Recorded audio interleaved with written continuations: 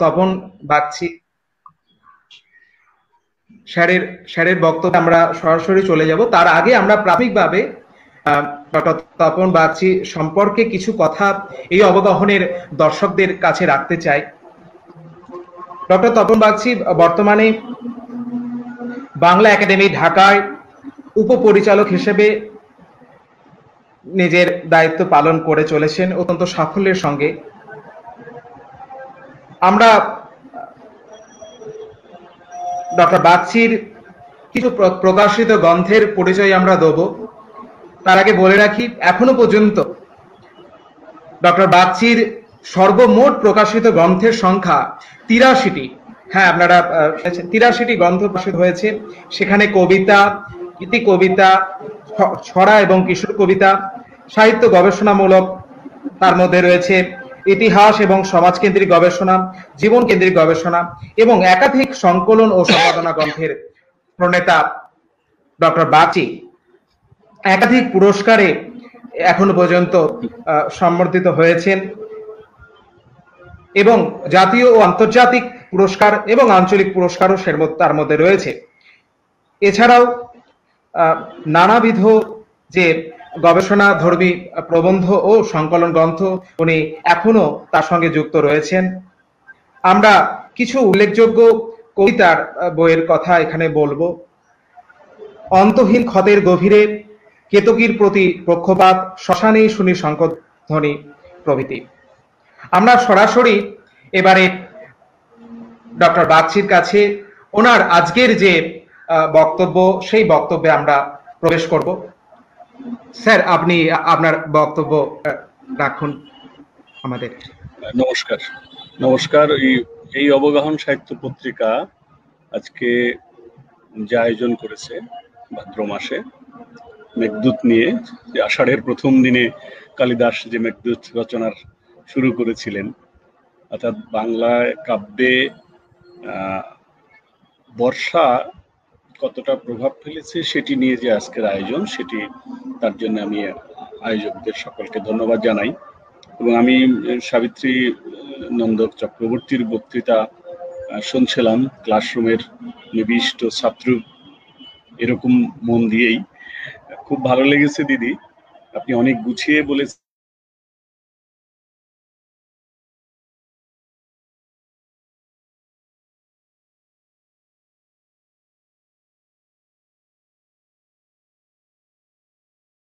অনেক সুন্দর করে বলেছেন। আর বলবেনই বা কেন, বলবেন নাই বা অর্থেও আমি সাহিত্যের গবেষক সেই দাবিও করি না। আমি সাংবাদিকতার ছাত্র ছিলাম, সাহিত্যের ছাত্র ছিলাম না, মানে একাডেমিক ছাত্র ছিলাম না। এখনো কাজ করি একটি ভাষা সাহিত্য বিষয়ক সংগঠনের সঙ্গে, মানে রাষ্ট্রীয় প্রতিষ্ঠানের সঙ্গে। সেক্ষেত্রে আমি নিজের যেটুকু আমার অভিজ্ঞতা, কবিতা লিখি, ছড়া লিখি, গান লিখি, সেই ক্ষেত্রে নিজের যতটুকু অভিজ্ঞতা, সেই অভিজ্ঞতা থেকে হয়তো আমি কালিদাস নিয়ে বা মেঘদূত নিয়ে বলতে পারি। আর রবীন্দ্রনাথ নিয়ে দিদি যেভাবে বলেছেন, রবীন্দ্রনাথ নিয়ে বলাটা আমার জন্য হলো একটু সহজ হতো, কারণ রবীন্দ্রনাথও পড়া আছে, কালিদাসও যতটুকু পড়া আছে, এবং রবীন্দ্রনাথ কালিদাস এই নিয়ে একাধিক গ্রন্থও আছে। অর্থাৎ রবীন্দ্র সাহিত্যে কালিদাসের প্রভাব নিয়ে একাধিক গ্রন্থ বা গবেষণাও হয়েছে। সেটি বললে তো আমার জন্য সহজ হতো। দিদি বলার পরে তো আর এই বিষয়ে বলার জায়গা নেই। যতটুকু বাকি ছিল, এর আগে যারা গ্রন্থ রচনা করেছেন বা আলোচনা করেছেন, বাকিটুকু দিদি পূরণ করে দিয়েছেন। তো সে বিষয়ে আর আমি রবীন্দ্রনাথ বিষয়েও যাব না। রফিকুলের কথা যেটা পরিচয়, ওর নামটা বোধহয় ভুল বলেছে। ওর নাম সম্ভবত শেখ রফিকুল হোসেন, আমি যতদূর জানি, কারণ কলকাতা বিশ্ববিদ্যালয়ের বাংলার যে বিভাগীয় প্রধান, তার নাম শেখ রফিকুল হোসেন। আর ও রফিকুল ইসলাম বলেছে এবং আমাকেও প্রচারপত্রও লিখেছে। তো এটি সংশোধন যোগ্য, আর এতে খুব বেশি আসে যাবে তা না। রফিকুল তো আমরা সামনে পাবই। আমাদের বন্ধু রফিকুল হোসেনের বক্তব্য শুনবো। একজন কল্যাণী বিশ্ববিদ্যালয়, একজন কলকাতা বিশ্ববিদ্যালয়, আরেকজন আসবেন বরুণ জ্যোতি চৌধুরী, তিনি আসাম বিশ্ববিদ্যালয়। সব বিশ্ববিদ্যালয় পর্যায়ে যারা গবেষণা করছেন, গবেষণা তত্ত্বাবধান করছেন, অধ্যাপনা করছেন। আমি যতদূর জানি রফিকুলের তত্ত্বাবধানে সম্ভবত 14-15টি এমফিল হয়ে গেছে, 2টি বা 3টি পিএইচডিও কমপ্লিট। সাবিত্রীদির তত্ত্বাবধানেও 7-8টি পিএইচডির খবর আমি জানি। বিশেষ করে নীরেন্দ্র চক্রবর্তীর কবিতা নিয়েও তিনি কাজ করিয়েছেন, আদিবাসীদের কথা সাহিত্য নিয়েও কাজ করিয়েছেন। এই এরকম অভিজ্ঞ লোকজনের মধ্যে আমাকে ডেকেছে অরিন্দ্রজিৎ। আমি কিছুটা বিব্রতই বোধ করি, আমি ওই অর্থে একাডেমিক গবেষক নই, কবিতা লিখে মাত্র। আমরা দিদির আলোচনার সূত্র ধরেই বলি যে রবীন্দ্রনাথ এবং কালিদাস উনি তার মধ্যে সীমিত রেখেছেন, যে কারণে আমরা রবীন্দ্র সাহিত্যে কালিদাসের প্রভাব নিয়ে চমৎকার আলোচনা পেলাম। আমার আলোচনা এরকম গোছালো হবে না, কারণ আমি নোট করা বা লেখার সুযোগ আমার হয়নি, অন্য একটি কারণে ব্যস্ত ছিলাম আমার দাপ্তরিক কিছু। আগামী 15 তারিখে আমরা জানেন যে আমাদের জাতীয় শোক দিবস, ভারত পাকিস্তানের স্বাধীনতা দিবস হলো আমাদের 75-এ, যেহেতু 15 আগস্টে আমাদের জাতির জনককে সপরিবার নৃশংসভাবে হত্যা করা হয়, আমরা সেই উপলক্ষে আমাদের কিছু কর্মসূচি আছে, আমাদের কয়েকটি বইও প্রকাশিত হবে সেই উপলক্ষে। এইসব দিয়ে ব্যস্ত থাকার কারণে ও তারিখটি পিছিয়ে ছিল বলে আমি রাজি হয়েছিলাম, কিন্তু পিছাতে আরো সমস্যা হলো যে আমার এই কাজগুলো বেড়ে গেছে। তবে আমার কিছু ধারণার কথা আমি বলি, সেটি হলো কালিদাসের সময়টা যদি আমরা চিন্তা করি, আমরা জানি যে কালিদাস কোন সময়ে একেবারে চুলচেরা বিশ্লেষণ করে তার সময়টা এখনো বের করা যায়নি। কেউ প্রথম শতক, কেউ খ্রিস্টপূর্ব, মানে সপ্তম শতকের আগে তার, অর্থাৎ প্রায় 2000 বছর আগের কবি। সেই কবির কবিতা, বাংলা কবিতায়, উনি আবার সংস্কৃত ভাষার কবি ছিলেন, বাংলা ভাষার কবিও নন, অর্থাৎ সংস্কৃত ভাষার একজন 2000 কবি, তার কবিতা, কবিতা শুধু না, তার নাটক বাংলা সাহিত্যকে প্রভাবিত করে চলছে, বাংলা সাহিত্যকে সমৃদ্ধ করেও চলছে। কালিদাসের কবিতার অনুবাদ যদি আমরা বলি, যে সেটি কিন্তু তার মেঘদূত নিয়ে আজকে আলোচনা, যেহেতু বর্ষা প্রসঙ্গ, বর্ষা তো মেঘদূতের সঙ্গে যুক্ত, কিন্তু আমরা তার প্রথম যে বাংলা অনুবাদ হয় কাব্য, সেটি কিন্তু মেঘদূত নয়, সেটি ঋতু সংহার। ঋতু সংহার অনুবাদ হয়েছিল, তাও কম সময় নয়, 1848 সালে। ওই অনুবাদটা করেছিলেন নবকান্ত তর্কপঞ্চানন আর প্রসন্ন। এর পরে আমরা পাই ঋতু সংহার 19 শতকে আরো 3টে অনুবাদ হয়। আমাদের রঙ্গলাল বন্দ্যোপাধ্যায়, বাংলা ভাষার বিখ্যাত কবি, সংস্কৃত কবি বা সাহিত্য রসিক মদন গোপাল গোস্বামী, এরাও কিন্তু ঋতু সংহারের কাব্য অনুবাদ করে। এবং সংস্কৃত পণ্ডিত মাধবচন্দ্র শর্মা, তিনি কিন্তু এই ঋতু সংহারকে অনুবাদ করেছিলেন গদ্যে, ঋতু সংহার নামে। আমরা এগুলো জানি, যারা আজকে আলোচক তারাও জানেন, কিন্তু আমাদের সাধারণ দর্শক শ্রোতা যারা আছে তাদের জন্য একটু খেই ধরিয়ে দেয়া আর কি, একটু মানে সংযোগটা তৈরি করা, যে মেঘদূত কোন সময়ের কি। তো মেঘদূত বাংলায় অনুবাদ হওয়ার আগে কালিদাসের ঋতু সংহার অনুবাদ হয়েছে, এটি আমরা জানলাম। কিন্তু মেঘদূত প্রথম কিন্তু বাংলা অনুবাদ হয় নাই, অর্থাৎ সংস্কৃত থেকে বাংলায় মেঘদূত পাওয়ার আগে আমরা পেয়েছি ইংরেজি ভাষায়, এবং সেটিও কম নয়, 1813 সালে পেয়েছি। ঋতু সংহার প্রকাশিত হওয়ার, বাংলায় প্রকাশিত হওয়ারও 35 বছর আগে। তো ঋতু সংহার বাংলায় প্রকাশিত হয়েছে, আর মেঘদূত হয়েছে ইংরেজিতে, তারও 35 বছর আগে। তারপরে মেঘদূত বাঙালি কবিকে যতটা না আকৃষ্ট করেছিল, তার চেয়ে বেশি হয়তো আকৃষ্ট করেছিল ইংরেজি কবিকে। মানে বিশ্ব সাহিত্যে কিন্তু মেঘদূতের অবদান আরো আগেই স্বীকৃত হয়ে গেছে। বাংলায়ও মেঘদূত অনুবাদিত, তাও কম সময় নয়, 1850 সালে, আমি যদি ভুল না করি তারিখটি এরকম, 1850 সালে, এবং সেটা অনুবাদ করেছিলেন। আমি অনুবাদের কথা বলছি, এই প্রভাবের একটা বড় ব্যাপার অনুবাদ। যদি অনুদিত না হয়ে আমাদের কাছে না আসতো, অনুবাদ এও করেছেন আমাদের সত্যেন ঠাকুর করেছেন বা বুদ্ধদেব বসুও করেছেন, কিন্তু তার অনেক আগে অনুবাদ হয়েছে 1850 সালে। এটি কিন্তু একটা বড় ঘটনা। তবে সেটি অনুবাদটা ছিল গদ্যে, মানে আনন্দচন্দ্র শিরোমণি মেঘদূত যে অনুবাদ করেছিলেন 1850 সালে, সেটি করেছিলেন গদ্যে। আর প্রথম কাব্যানুবাদ করেছিলেন কিন্তু রবীন্দ্র পরিবারেরই দ্বিজেন্দ্রনাথ ঠাকুর। দিদি কিন্তু আলোচনায় দ্বিজেন্দ্র ঠাকুর এবং সত্যেন ঠাকুরের কথাও বলেছেন, এবং এইটি ছিল ওই আনন্দ শিরোমণির অনুবাদেরও 10 বছর পরে। আর এরও অনেক পরে 1900 খ্রিস্টাব্দের মধ্যে, অর্থাৎ আগের ওই শতকের মধ্যে, 1850 থেকে 1900, এই 50 বছরে মেঘদূত কাব্যের 50টি কাব্যানুবাদ আর 7টি গদ্যানুবাদ প্রকাশিত হয়। তথ্যটি কিন্তু মানে অনেক কি বলা যায়, মানে গুরুত্বপূর্ণ একটি তথ্য, যে 22টি অনুবাদ প্রকাশিত হয় ওই 50 বছরে, প্রথম 50 বছরে, প্রথম অনুবাদের পরবর্তী 50 বছরে। তার ভিতরে 15টি কাব্যে, 7টি গদ্যে। এই যে অনুবাদের গুরুত্বটা যদি আমরা বিবেচনা করি, তাহলে মেঘদূত কতখানি গুরুত্বপূর্ণ, যে 22টি অনুবাদ হয় প্রথম 50 বছরে। এর ভিতরে যেমন প্রথম ভারতীয় আইসিএস সত্যেন্দ্র ঠাকুর আছেন, কবি রঙ্গলাল বন্দ্যোপাধ্যায় আছেন এই অনুবাদের মধ্যে, আবার রাজকৃষ্ণ মুখোপাধ্যায় আছেন, আবার সংস্কৃত পণ্ডিত প্রাণনাথ পণ্ডিত তিনিও আছেন। এই অনুবাদগুলোর সেই সময়ে যথেষ্ট জনপ্রিয়তা ও পরিচিতি অর্জন করেছিল। কিন্তু আমরা বুঝতেই পারি যে ওই সময়ের ভাষা হয়তো এই সময়ের কবিকুলকে বা আমাদেরকে ততটা প্রভাব বিস্তার করতে পারত না, যদি না এর মাঝে আসতেন, যদি না একেবারে 30-এর দশকের কবি বুদ্ধদেব বসু অনুবাদ না করতেন। মানে আমরা যে মেঘদূতকে পাই সেটি কিন্তু রবীন্দ্রনাথ এবং বুদ্ধদেব বসু বাহিত হয়ে।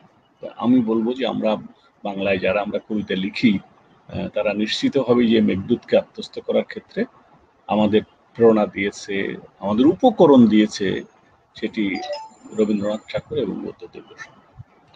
একটি কথা প্রবাদের মতো, প্রবাদই হয়ে গেছে যে কানু ছাড়া গীত নাই।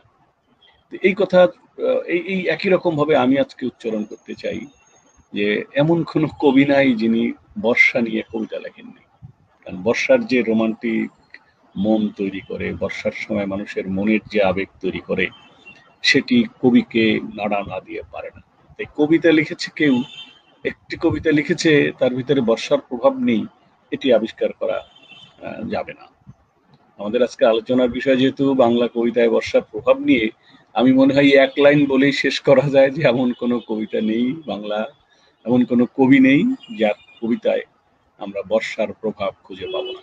হ্যাঁ, বর্ষার যে উপকরণ মেঘ, বৃষ্টি, বাদল, ছায়া, বিদ্যুৎ, এই প্রসঙ্গগুলো যদি নাও আসে, নৌকা, ঘাট, মাঠ, দিঘি, নদী, এগুলো যদি নাও আসে, এই অনুষঙ্গের ভিত্তিতে যে মানুষের মন খারাপ করে, মানুষের মন কেমন করে, সেই বিষয়গুলো যদি আমার কবিতায় উঠে আসে, সংখ্যাগরিষ্ঠ কবিতা আমরা শুনলাম,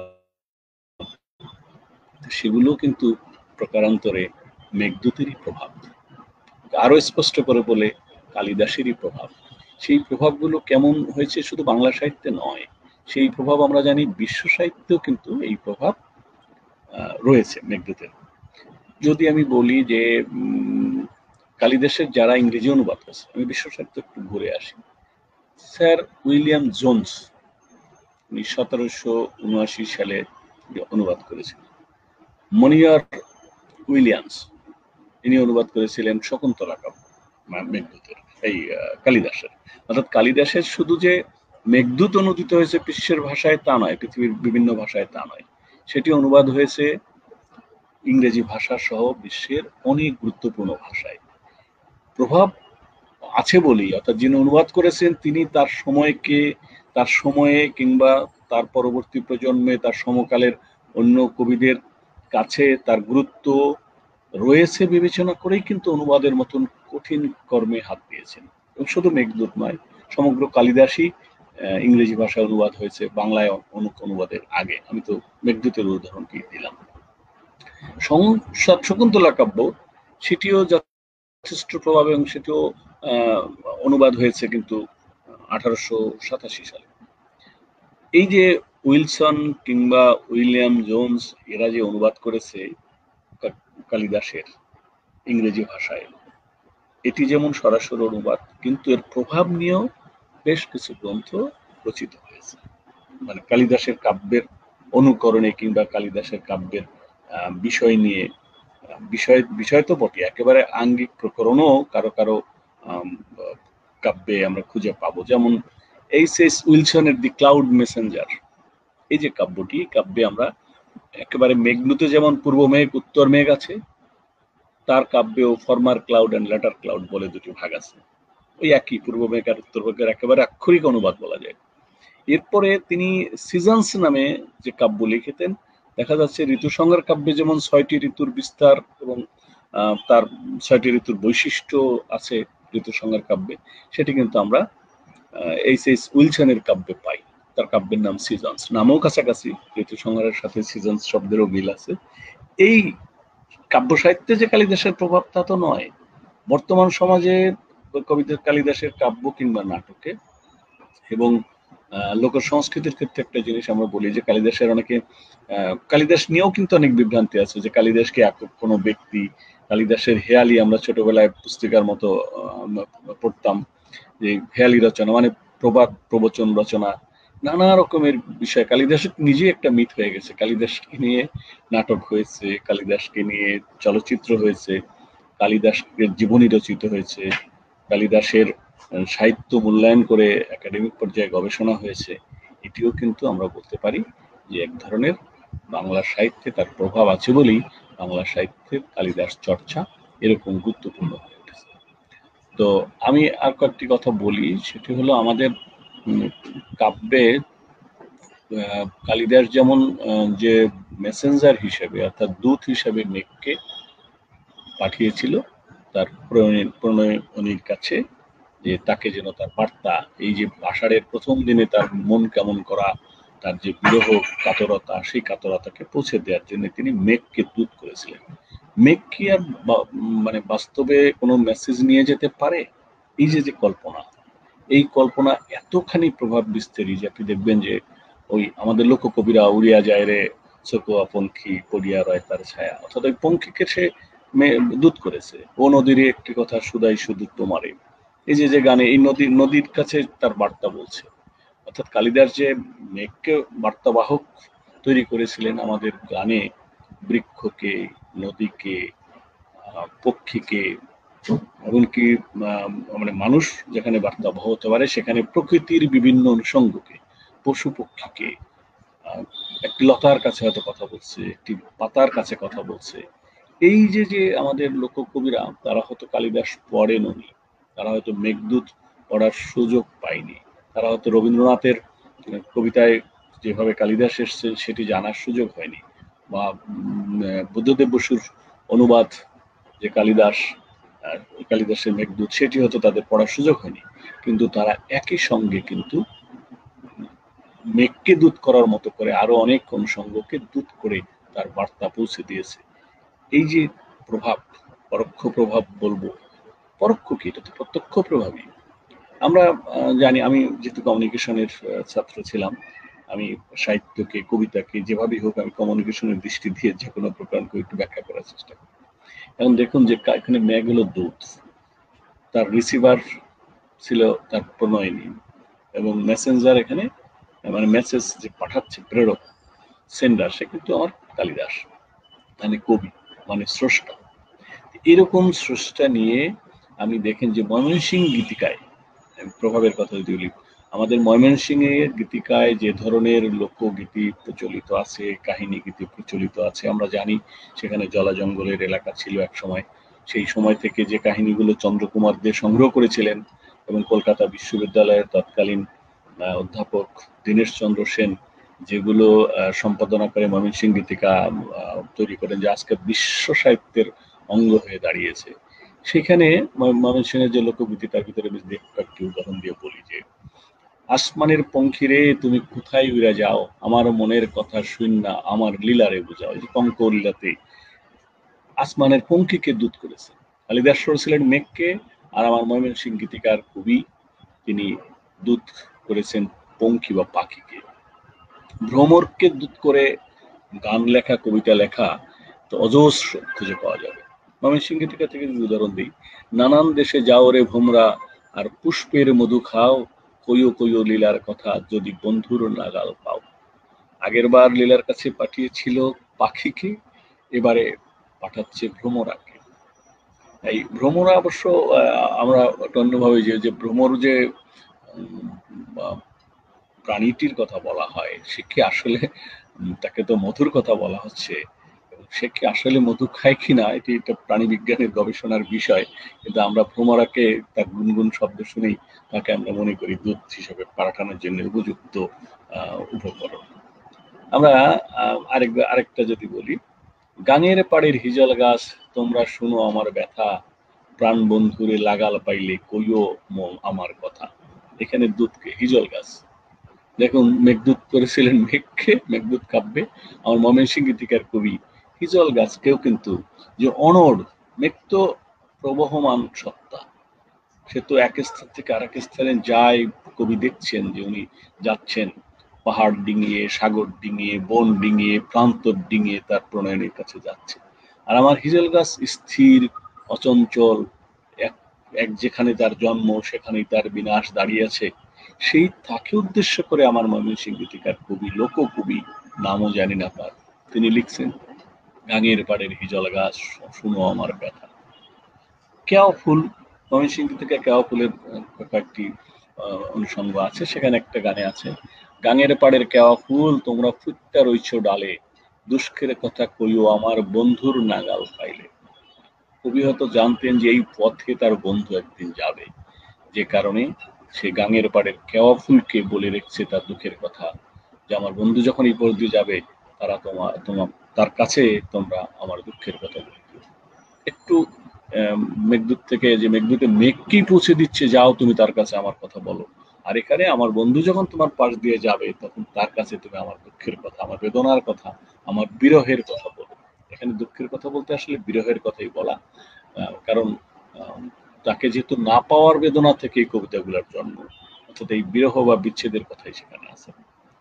এই যে দ্রুত কাব্যগুলো, দ্রুত কবিতাগুলো রচিত হয়েছে লোক ঐতিহ্যে, এবং একেবারে দার্শনিক বিচার করলে সর্বপ্রাণবাদ যেটা বলি আমরা, অর্থাৎ এখানে মেঘকে যেমন প্রাণ সঞ্চার কল্পনা করেছিলেন আমাদের কালিদাসের কাব্যে, আজকে আমাদের লোককবির কবিতায়ও কিন্তু আমাদের আবৃত্তিকার আধুনিক কবিদের কবিতা থেকে মেঘদূতের প্রভাব বলেছে। আমি একেবারে লোককবিদের লোকগীতিকার অংশ থেকে দেখাতে চাইলাম যে সেখানেও সর্বপ্রাণবাদের যে ব্যাপারটি, সেখানে কেওয়া ফুল, হিজল গাছ কিংবা পাখি, ভ্রমরা, তাদেরকে, এইসব প্রাণীকে, এইসব প্রাণের অধিকারীকে, যারা মানুষের মতো হাঁটতে পারে না, চলতে পারে না, উড়ে যেতে পারে না, তাদেরকে দূত হিসাবে ব্যবহার করা হয়েছে।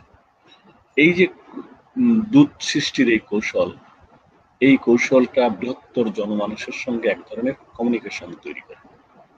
কারণ আমার বাড়ির কাছে হিজল গাছ আছে, যে হিজল গাছ দেখেছে মনে করে আরে এই এই এই বার্তাটা তো আমার কাছেই এসছে, আমার মাধ্যমে হয়তো বার্তাটা দিতে চাইছে। অত্যন্ত একাত্মতা তৈরি হয়। এই চিন্তা মানব সমাজের লোকবিশ্বাসের বেশ কাছাকাছি। প্রত্যেক মানুষের সঙ্গে মানুষের যে অদৃশ্য ব্যবধান, সেখানে এই যে মানুষ দূত পাঠানোর প্রক্রিয়া, আমাদের রবীন্দ্রনাথ কিন্তু তার মেঘদূত নামে যে কবিতা আছে সেখানেও কিন্তু এইসব কথা বলেছেন, তার লিপিকা কাব্যের মধ্যেও বলেছেন। আমরা রবীন্দ্রনাথ যেহেতু দিদি বলে গেছেন, আমি ওই জায়গাটা একেবারেই যাব না।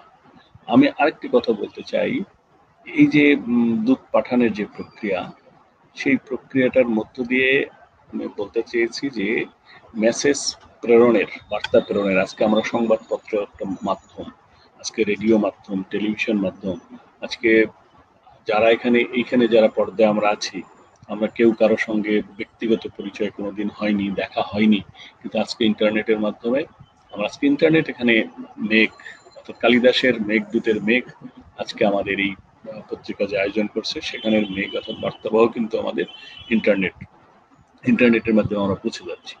এই যে প্রভাব, হয়তো কালিদাসের সময় ইন্টারনেট ছিল না যে ইন্টারনেটের মাধ্যমে হয়তো কি ছিল না তখন পৌঁছে যাবে, কিন্তু আমরা যদি মনে করি এই প্রযুক্তির যুগে এটিও কি কালিদাসের যে মেঘকে বাহন করে পাঠানো, আমরা ইথারে যে বার্তা পাঠাই, বেতার যন্ত্রে বার্তা পাঠাই, সেই একই তো জিনিস, একই তো তথ্য। তিনি তার প্রাণের বেদনার কথা কবিতার ছন্দে, আমরা জানি মন্দাক্রান্ত ছন্দে প্রকাশ করেছিলেন। আর এখনকার কবিরা হয়তো যার যার মতো করে ছন্দে সেটি প্রকাশ করেন। এখনকার প্রযুক্তিবিদরা হয়তো তাদের তথ্য আদান প্রদানের জন্য নানা কৌশল অবলম্বন করেন। তো মূল জিনিসটা কিন্তু চেতনাগতভাবে সেই একই, দূতের মাধ্যমে আমি রিসিভারের কাছে আমাদের বার্তাটাকে পৌঁছে দেওয়া। আমাদের এখানে আলোচনার মধ্যে জ্যোতির্ময় সেন নামে আমাদের এক বন্ধু ঢুকে পড়েছেন, মন্তব্য করেছেন, তিনি সংস্কৃত পণ্ডিত বটে, বড় কবি, একজন গীতিকার আমাদের বন্ধু। তার মন্তব্য আমি অনুপ্রাণিত হচ্ছি যে তিনি এখানে আছেন। এই বন্ধুরা থাকলে একটু সুবিধা হয়, অনুপ্রেরণা পাওয়া যায়, আবার একটু অসুবিধাও হয়, কারণ আমি জানি যে ওরা আমার ত্রুটি দুর্বলতাগুলোকেও জানে, তাদের সামনে উপস্থাপনা করা নিজেকে একটু কঠিন হয়ে দাঁড়ায়। আর দিদি বলার পরে এমন একটি পর্যায়ে পড়ে গেছি যে আর নতুন করে সুন্দর করে বলার মতো অবস্থা আমার থাকে না। আমরা জয়দেবের যে গীত গোবিন্দের কথা আমরা বলি, এই যে প্রণয় কাব্য, এর মধ্যেও কিন্তু সেই বার্তা প্রেরণের ব্যাপারটা ছিল। ধৈ রচিত যে পবন দূত, সেটি কিন্তু কালিদাসের মেঘদূত অনুকরণে। অর্থাৎ আজকের যুগের প্রভাব এবং তার সমকালেও, কালিদাসের সমকালে ব্যবহৃত পরের যারা কাব্য লিখেছেন, আমি এরকম কয়েকটি দ্রুত কাব্যের কথা যদি বলি, তখন ধৈর বললাম পবনদূত, এবার হংসের সন্দেশ লিখেছিলেন বেদান্ত দেশিক, ব্রজনাথ লিখেছিলেন মনোদূত, রূপ গোস্বামী লিখেছিলেন উদ্ভব সন্দেশ, বা কৃষ্ণানন্দ লিখেছিলেন দেবদূত। এই সমস্ত কাব্য কিন্তু মেঘদূত কাব্যেরই চেতনাগত অনুসারী, চেতনার অনুসারী। বিষয় হয়তো আলাদা হয়ে গেছে, কিন্তু তারাও যেভাবে পবনকে দূত করেছিলেন বাতাসকে, কালিদাস করেছিলেন মেঘকে। ব্রজনাথ মনোদূত, মানে নিজের মনকেই পাঠিয়ে দিয়েছিলেন। কৃষ্ণানন্দ দেবদূত বলতে তিনি দেবতাকেই হয়তো দূত করেছিলেন। বেদান্ত দেশিক যেখানে হংস সন্দেশ, অর্থাৎ হংসকেই তিনি সন্দেশ, অর্থ আমরা জানি যে সংবাদ, মেসেজ, তো হংসকেই তিনি মেসেঞ্জার হিসেবে পাঠিয়ে দিয়েছিলেন।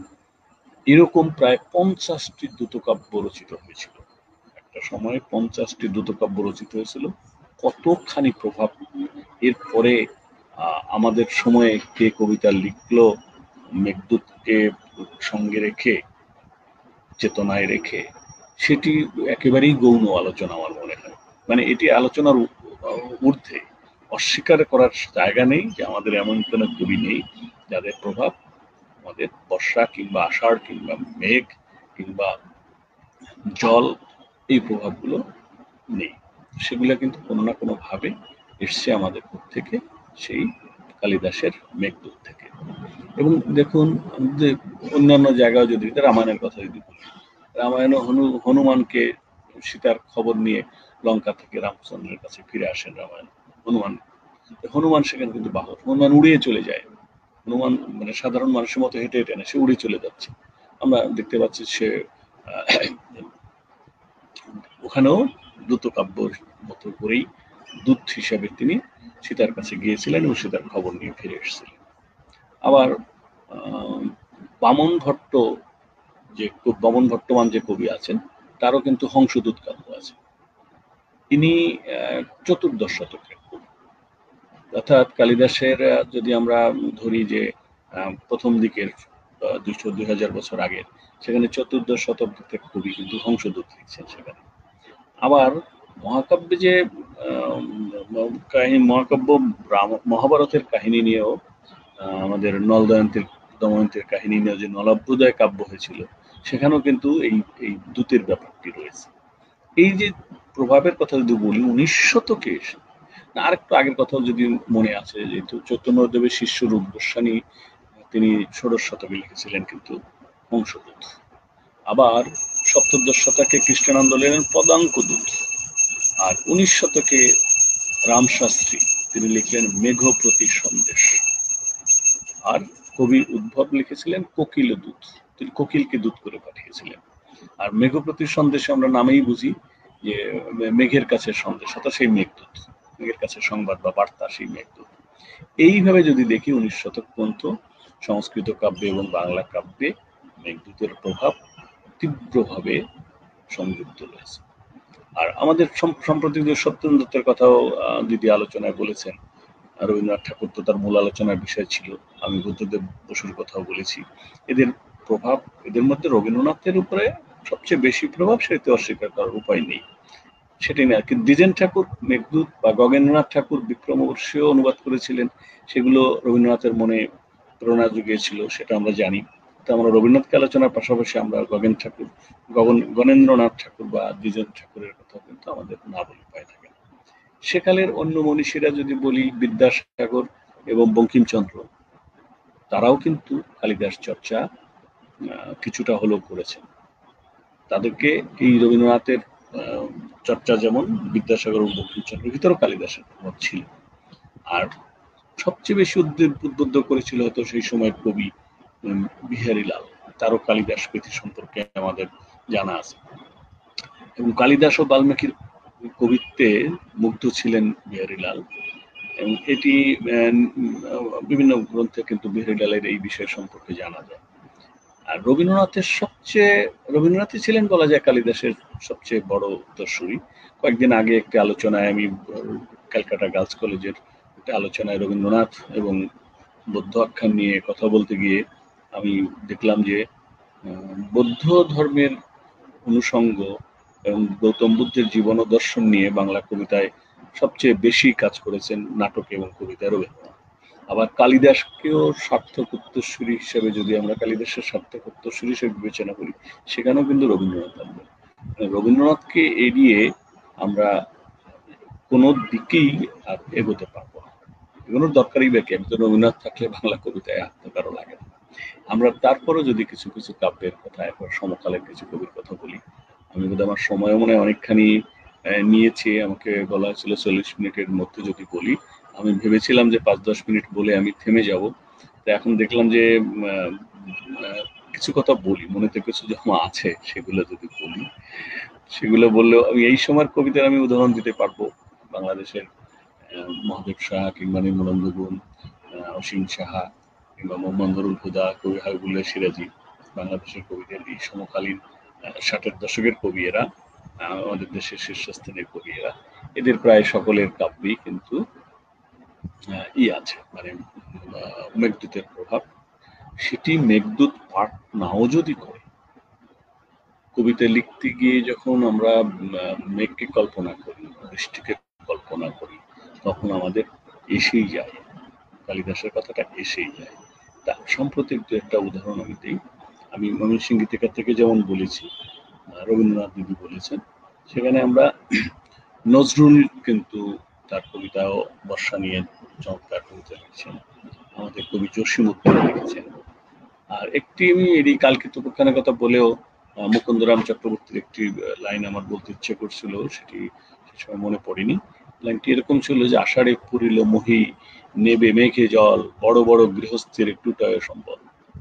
অর্থাৎ এই যে মেঘের জল প্রবাহ, সেটি আমাদের কবিদেরকে এমনভাবে আকৃষ্ট করেছিলেন যে একটি কাহিনী কাব্য লিখতে গিয়েও তিনি এড়াতে পারেননি। তার ভিতরে কোনো না কোনো ভাবে এসে গেছে মেঘদূতের পরোক্ষ প্রভাব। তো সেই ক্ষেত্রে বিদ্যাপতির কথা যদি বলি আমরা, এসো কি আমারই দুঃখের নাহি ও রে মরা ভাদর, মরা ভাদর মাহ ভাদর শূন্য মন্দির, এই সেই মেঘদূতের প্রভাব। চণ্ডীদাসও যদি যাই, এ ঘোর রজনী মেঘের ঘটা কেমনে আইলো পাটে, আঙিনার মাঝে বধুয়া ভিজেছে দেখিয়া পরানো কাটে। মানে ওই সময়ের কবিদেরকে যত তীব্রভাবে বলেছেন, এখনকার কবিদের হয়তো ভাষাভঙ্গি বদলে গেছে বলে সরাসরি সেইভাবে আমরা দেখি না। তারপরেও কিছু কিছু কবিতা, এই সময়ে রচিত অনেক কবিতাই আমরা বলতে পারবো যে রবীন্দ্রনাথের পরবর্তী প্রজন্মের কবি, যেমন নজরুলের কথাটা উল্লেখ করেছিলাম, বলি তার একটি লাইন যেমন আছে, বাদল ও রাতের পাখি। দেখুন, ওখানে মেঘকে বার্তাবহ করেছিলেন, এখানে নজরুল করেছেন পাখি। কোন পাখি? বাদল রাতের পাখি। উড়ে চলো যেথায় আজো ঝড়ো জল, নাহিকো ফুলেরও ফাঁকি। বাদল রাতের পাখি, চক্রবাক্যাব্দের লাইন। বাদল রাতে অর্থাৎ বর্ষা রাতের পাখিকে তিনি বার্তাবহ হিসেবে, দূত হিসেবে কল্পনা করেছেন। আমরা অমিয় চক্রবর্তী, বিষ্ণু দে কিংবা জীবন দাস, প্রত্যেকের কবিতায় কিন্তু বর্ষা এসছে। আমি এরা অনেক পঠিত কবি বাংলা ভাষায় আধুনিক কবিদের মধ্যে। অমিয় চক্রবর্তীর একটি লাইন, বৃষ্টি যে কবিতাটি, সেটি আমি বলি। অন্ধকার মধ্য দিনে বৃষ্টি ঝরে মনের মাটিতে, বৃষ্টি ঝরে রুক্ষ মাঠে, দিগন্ত পেয়াসী মাঠে, স্তব্ধ মাঠে, মরুময় দীর্ঘ তিয়াসার মাঠে, ঝরে বনতলে ঘন শ্যাম রোমাঞ্চিত মাটির গভীর গূঢ় প্রাণে, শিরায় শিরায় স্নানে বৃষ্টি ঝরে মনের মাটিতে। এই যে মনের মাটিতে বৃষ্টি ঝরা, সেই বৃষ্টির কাছে তার মনের বেদনা প্রকাশ করা, সেই বেদনা কার কাছে পাঠাতে চান? নিশ্চয়ই তার ক্রমাস্পদ কারো কাছে পাঠাতে চান। আমাদের দুঃসময়ের মুখোমুখি নামে একটা বিখ্যাত কাব্য আছে আমাদের কবি শামসুর রহমানের, বাংলাদেশের আমরা তাকে কবি শ্রেষ্ঠ বলি, 50 দশকের কবি। কবি শ্রেষ্ঠ শামসুর রহমানের একটি কবিতা অনাবৃষ্টি। আমরা যেমন বর্ষায় বৃষ্টিতে রোমাঞ্চিত হই, অনাবৃষ্টি হলে খরায় জ্বলে পড়ে হয়, তখন আমরা পুড়ে ছারখার হই। আবার বর্ষায় বান আসে, বন্যা আসে। আমরা জানি বাংলাদেশে এখন প্রায় 33 ভাগ এলাকা, 40 ভাগ এলাকা হয়ে গেছে হয়তো এর মধ্যে এখন জলনিমগ্ন, বন্যায় আক্রান্ত। এই যে বর্ষাকে দূত করে আমি প্রণাস্পদের কাছে পাঠাচ্ছি, আবার এই অতিবর্ষণ, মেঘের যে অতিবর্ষণ, সেখানে আমার বাংলাদেশ ডুবে আছে, ভারতের অনেক অংশ ডুবে আছে বন্যায়। এই বন্যা, আমাদের বৃষ্টি মেঘ আমাদেরকে যেমন রোমাঞ্চিত করে, আবার বেদনাদীর্ণ করে, তার প্রাকৃতিক এই কষ্টের মধ্যে আমাদেরকে ফেলে দিয়ে। দুঃসময়ের মুখোমুখি অনাবৃষ্টি নিয়ে তিনি লিখেছিলেন, টেবিলে রয়েছি ঝুঁকে আমিও চাষির মতো বড়, ব্যগ্র হয়েছে আছি খাতার পাতায় যদি জড়ো হয় মেঘ, যদি ঝরে ফুল বৃষ্টি, অলস পেন্সিল হাতে বকমার্কা পাতা জোড়া আকাশের খা খা নীল। তিনি দেখেন খাতার পাতায় মেঘকে জড়ো হতে বলছিলেন, অর্থাৎ মেঘকে সেই বার্তাবহ বা দূত হিসেবে তিনি কল্পনা করেছিলেন তার অনাবৃষ্টি কবিতায়। আমরা কবি আল মাহমুদ, আমাদের 50 দশকে আরেকজন বিখ্যাত কবি, তিনিও কিন্তু বর্ষাকে নিয়ে যেভাবে লিখেছেন, বৃষ্টিকে দূত মনে করে, শুধু দিগন্ত বিস্তৃত বৃষ্টি ঝরে যায়, শ্যাওলা পিছল আমাদের গরিয়ান গ্রহটির গায়ে। তার আরব্য রজনী রাজহাঁস কাব্যে এই কবিতাটি আছে। সেখানেও তিনি এই আষাঢ়ের রাত্রে কবিতাটি নাম, আষাঢ়ের রাত্রের বৃষ্টিকে, এই আগে একবার বললাম বাদল, নজরুল বলছে বাদলের রাতের বৃষ্টি পাখি, আর ইনি আষাঢ়ের রাত্রে বৃষ্টিকে তার দূত হিসাবে পাঠাতে চেয়েছেন। আমি আলোচনা দীর্ঘ করব না, সাম্প্রতিক অনেক কবির কবিতা উদাহরণ দিয়ে বলা যেত, কিন্তু আমি এক কথায় যেটা বলতে চেয়েছি যে এমন কবিতা নেই, এমন কবি নেই যার কবিতায় কালিদাস নেই, মেঘদূত নেই, বর্ষা নেই, বৃষ্টি নেই। যেমন কানু ছাড়া আমাদের গীত নেই, তেমন বলতে পারি যে বর্ষা ছাড়া, আষাঢ় ছাড়া আমাদের কবি নেই। আমি আলোচনা শেষ করব, তার আগে আমার মেঘদূত নিয়ে এবং কালিদাস নিয়ে আমার নিজের একটি কবিতা, সেটি পড়তে চাই। তো সেটি আমি একটু পড়ি, এটা আমার হাতের কাছে আছে। কবিতার নাম বোধ ঘুড়ি। ছিঁড়ে যায় চিন্তা সূত্র, বোধের নাটাই খোঁজে মেঘের নিশানা। পথক্লান্ত মেঘদূত ক্ষণিক দাঁড়িয়ে পাশে জানায় কুশল। আনন্দ বায়ুর স্রোতে বিচলিত বোধিদ্রুম মেলে দেয় ডানা। হেসে ওঠে কালিদাস, প্রেরিত দূতের যাত্রা তাহলে সফল। আমার বধিরা হাটে আকাশের খোলা পথে সতর্ক চরণে উড়ে যায় মেঘদূত, প্রেয়সীর বার্তা তার কাঁধের ঝোলায়। থামার সময় নেই, যেতে হবে দূরে, বহু দূরে সুষম তরণে। প্রণয়ের বার্তাবহ মেঘ যায় মন্দাক্রান্তা ছন্দের দোলায়। ভূপতিত মেঘ বোধ ঘুড়ি সহাস্যে জানায় এই অমীয় সন্দেশ। স্থির চোখে দেখি আমি আষ্টে পৃষ্ঠে ঝুলে আছে মেঘ স্পর্শ রেশ। আমার মতো কবিকে যখন সরাসরি কালিদাস এবং মেঘদূত কাব্য ভর করেছে আমার কবিতায়, সেখানে আমার চেয়ে বড় কবি যারা, আমার চেয়ে যারা খ্যাতিমান কবি, নিঃসন্দেহে তাদের কবিতায় আরো বেশি তীব্রভাবে মেঘদূতের প্রভাব, কালিদাসের প্রভাব রয়েছে, এটা আমি বিশ্বাস করি। আমি আয়োজকদেরকে ধন্যবাদ জানাই, আমি আর বেশি বলবো না। আমরা রফিকুল হোসেন, আমাদের বন্ধু শেখ রফিকুল হোসেন, তার বক্তব্য শুনবো। সম্ভবত আসামের কবি, তিনিও প্রস্তুত আছেন। আমি অরিন্দ্রজিৎকে ধন্যবাদ দিব যে তিনি আমাকে সুযোগটি দিয়েছেন, এবং তার নেপথ্যে ছিল আমাদের আরেক অধ্যাপক অরিজিৎ ভট্টাচার্য, আমি তাকেও ধন্যবাদ জানাবো। কারণ অরিজিৎই এখানে অরিজিৎই আমাদের মেঘ ছিল, অরিজিৎই আমাদের দূত হিসেবে কাজ করেছিল। তাই এই মেঘের মতো অরিজিৎ ভট্টাচার্যই দূত। আমি এখানে যে বার্তাটি দিতে চেয়েছি সবার কাছে, জানি না ঠিক মতো পৌঁছতে পেরেছে কিনা, কারণ আমার নিজস্ব যে দুর্বলতা বলি যে অধ্যাপক সুলভ বলার যোগ্যতা আমার নেই। লিখি, অভিজ্ঞতা কিছুটা তৈরি হয়, সেটি হয়তো সবার সঙ্গে শেয়ার করা, এর বেশি কিছু না। এটাকে শিক্ষা হিসেবে নেবেন না কেউ, আমার অভিজ্ঞতা আপনার সঙ্গে শেয়ার করলাম, যাতে আদান প্রদানের ব্যাপারটা তৈরি হলো। সেই মেঘদূত, এখানে মেঘ তো আর পাচ্ছি না, এখানে ইন্টারনেটকে পাচ্ছি। ধন্যবাদ সবাইকে। আমি অন্যদের বক্তৃতাও শুনবো। আমার বক্তৃতা ধৈর্য ধরে শোনার জন্য, এতটা সময় দেওয়ার জন্য যারা আছেন, স্ক্রিনে যারা আছেন তো তাদের দেখতে পাচ্ছি, যারা স্ক্রিনের আমরা দেখতে পাচ্ছি না এমন দর্শক শ্রোতা অজস্র মন্তব্য করেছে আমাদের নাম ধরেও, সাবিত্রীদের নাম ধরে, আমার নাম ধরে অনেকে মন্তব্য করেছেন, তাদেরকে কিংবা যারা মন্তব্য করেননি দেখছি সবাইকে আমি শ্রদ্ধা কৃতজ্ঞতা জানাই। নমস্কার সবাইকে।